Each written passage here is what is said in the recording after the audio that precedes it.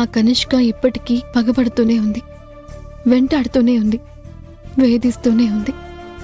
ఆ కనిష్క బారి నుండి రాహుల్ బాబుని తప్పించటానికి, డబ్బులు కట్టి విడిపించటానికి నాకు ఒకటే మార్గం తట్టింది. అదే నాకు తెలిసిన విద్య, నాటు వైద్యం. నేను నేర్చుకున్న విద్యనే పణంగా పెట్టి చిన్నగా వైద్యం మొదలుపెట్టాను. అది విజయవంతంగా సాగేలా చేయి తల్లి.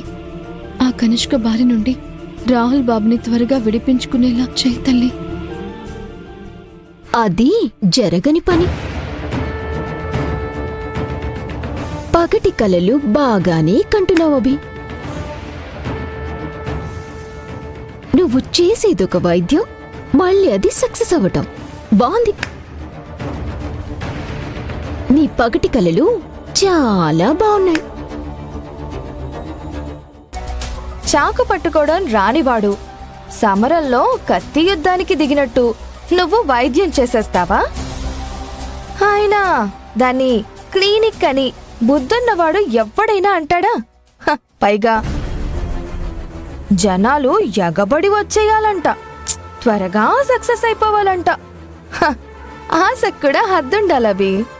డబ్బు కోసం నేనేమీ గడ్డి తినే పనులు చేయటం లేదు. నేను నా విద్యను నమ్ముకున్నాను, వైద్యం చేయాలి అనుకుంటున్నాను. పేదవారికి, మధ్య తరగతి వారికి కాస్త అండగా ఉండేలా నేను వైద్యం చేయాలనుకుంటున్నాను. నేను చేసేది మంచి పనే, అది నాకు బాగా తెలుసు. మంచి అంత త్వరగా గుర్తింపుకి నోచుకోదు. కానీ ఒక్కసారి అది గుర్తింపు పొందడం మొదలుపెట్టిందా, దాన్ని ఆపడం ఎవరి తరం కాదు. ఈ రోజుల్లో ఆయుర్వేదాన్ని ఎవ్వరూ ఉపయోగించడం లేదు. కార్పొరేట్ హాస్పిటల్సే పేషెంట్ల కోసమని భారీ ఎత్తున పబ్లిసిటీ చేసుకుంటున్నారు.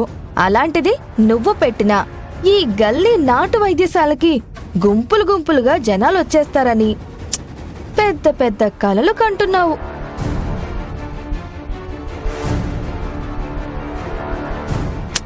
బాగా చెప్పావుదినా. అమాయకమైన ఈవిడగారి ముఖం చూసి అందరూ వచ్చి, అమ్మా అభి, మాకు ట్రీట్మెంట్ ఇవ్వమ్మా, నువ్వు తప్ప మాకు దిక్కు లేదమ్మా అని అంటారని ఊహించేసుకుంటోంది పాపం. పర్లేదులే ఐరేంద్రి, అభి తనకు తెలిసిన వైద్యం చేస్తుంది. అవసరం అనుకున్న వాళ్ళు, పెద్ద పెద్ద హాస్పిటల్స్కు వెళ్లి వైద్యం చేయించుకోలేని పేదవాళ్లు జస్ట్ ఇక్కడికొచ్చే అవకాశం లేకపోలేదు కదా. అది చూద్దాం మావయ్య గారు. మీరు వెనకేసుకొచ్చినంత మాత్రాన మీ చిన్న కోడలి గారి వైద్యం ఏంటో, ఈ వైద్యశాల ఎంత గొప్పగా నడుస్తుందో మేమందరం కళ్ళారా చూస్తూ ఉంటాం కదా. అంటే ఏంటమ్మా, ఏంటి మీ ఉద్దేశం? ఈ వైద్యశాల నడవదు అంటున్నారా, లేక నడవకూడదు అని మీరు కోరుకుంటున్నారా? అభి మీద ఉన్న అభిమానంతో తనని వెనకేసుకుని వస్తున్నారు కాని కాస్త వాస్తవంలోకొచ్చి నిజాలు గ్రహిస్తే మంచిది. ఏంటో ఆ వాస్తవాలు? సర్టిఫికెట్స్ ఉన్న డాక్టర్స్ ని జనాలు సరిగా నమ్మటం లేదు. అలాంటిది 4 డబ్బా మందులు పెట్టుకుని కూర్చుంటే జనాలు అభిని నమ్మి వైద్యం చేయించుకోవటానికి వచ్చేస్తారా?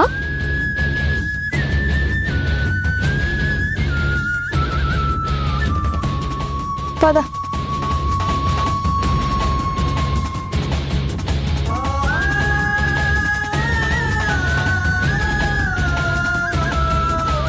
అమ్మా అభి, ఐరేంద్రి, లలిత వాళ్ళ మాటలు నువ్వేం పట్టించుకోకు. గిట్టని వాళ్ళు ఎన్నో మాటలు అంటుంటారు, విని విన్నట్టు నువ్వు వెళ్ళిపోవాలంతే. నువ్వు మాత్రం ఆత్మవిశ్వాసంతో ఉండు.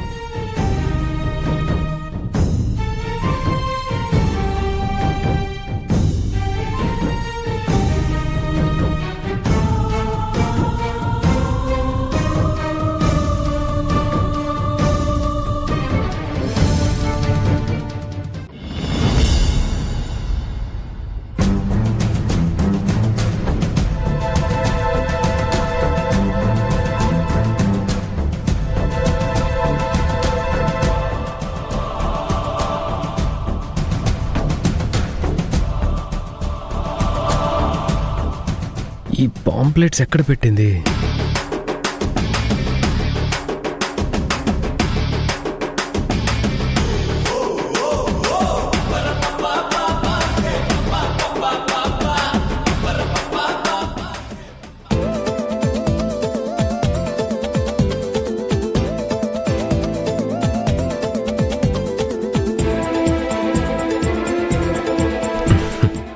వేదవతి నాటు వైద్యశాల.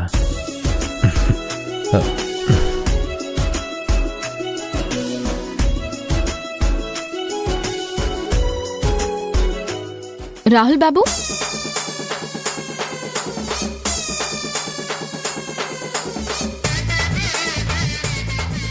మీరిక్కడేం చేస్తున్నారు?